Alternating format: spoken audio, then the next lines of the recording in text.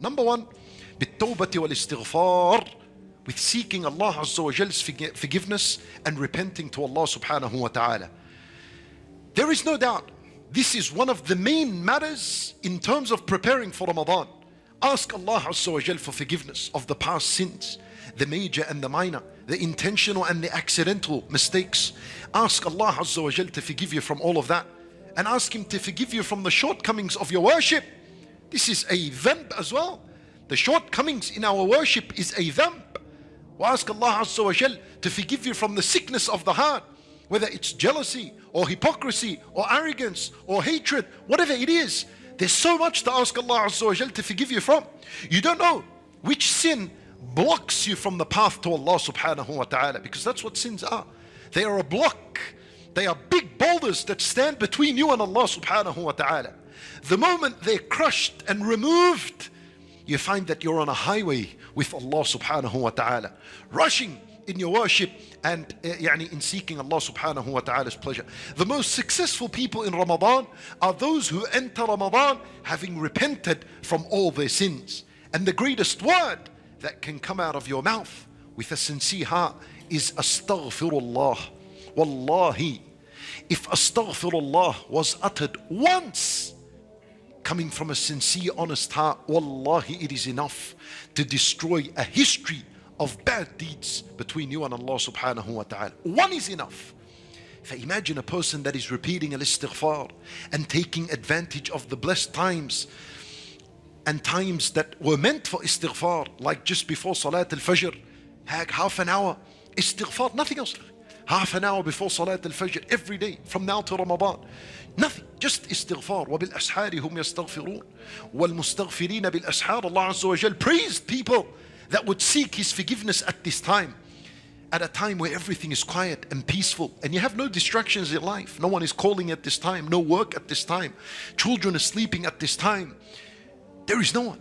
Until you get up and you're seeking Allah Azza wa Jal's forgiveness, that can only refer to one thing, and that is that you are sincere, that you really wanted Allah Azza wa Jal's forgiveness. Of course, there's a difference between doing istighfar now and doing istighfar just before Fajr. The one who does before Fajr, this is more of an honest and sincere time.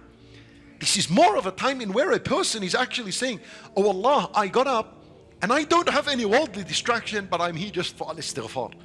هذا more in a position for Allah Azza wa Jal to accept His forgiveness. Seek Allah Azza wa Jal's forgiveness in abundance during the day and during the night. And Nabi sallallahu alayhi wa sallam used to make istighfar more than 100 times. Allah Azza wa Jal loves those who seek His forgiveness. He loves them. Inna Allah yuhibbu at-tawwabin. And if Allah Azza wa Jal loves them, He will forgive them and He will allow them to enter the doors of His mercy that will open up in Ramadan bi-idhnillahi ta'ala. And as we said, the biggest barrier between us and Allah and the forgiveness of Allah and the mercy of Allah is our sins. The moment we put effort to remove them through al-istighfar, the doors would open. When you seek istighfar, al-malaikah are making dua for you. Allah Azza wa Jal, He says in the Quran that the angels say, رَبَّنَا وَسِعْتَ كُلَّ شَيْءٍ رَحْمَةً وَعِلْمًا فَاغْفِرْ لِلَّذِينَ تَابُوا. The angels ask Allah to forgive those who repent. So you want more than this? An angel will make dua for you if you are to continuously make tawbah and istighfar to Allah subhanahu wa ta'ala. فاغفر للذين تابوا واتبعوا سبيلك وقهم عذاب الجحيم. Shaykh al-Islam ibn Taymiyyah rahimahullah, he says, it is a must that every breath the slave takes in and out, you breathe in and out, with every breath that goes in, a person should praise Allah subhanahu wa ta'ala. And every breath that comes out, a person should seek Allah subhanahu wa ta'ala's forgiveness. Thus, you're supposed to be between these two things, between hamdullahi azza wa jal wal istighfaru lillahi azza wa jal. Istighfarullah wa hamdullah. These are the two moments of your life. Every salat you do and every worship you do, this is hamdullahi azza wa jal. And at the same time, when you do these worships and seek Allah Azza wa Jal's forgiveness during these worships, that is al-istighfar. Allah subhanahu wa ta'ala, He says, وَلَوْ أَنَّهُمْ إِذْ ظَلَمُوا أَنفُسَهُمْ جاءوك فاستغفروا الله واستغفر لهم الرسول لوجدوا الله توابا رحيما. Allah Azza wa Jal said, and if when the people wrong themselves,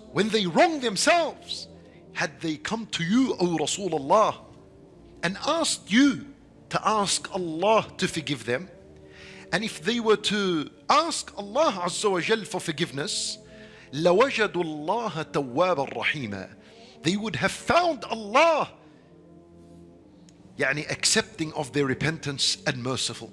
They would have found Allah. The one who seeks forgiveness would find Allah. He would find the mercy of Allah. He would find the forgiveness of Allah Azza wa Jal in his life. For that's the first matter in how we are going to prepare for this blessed month.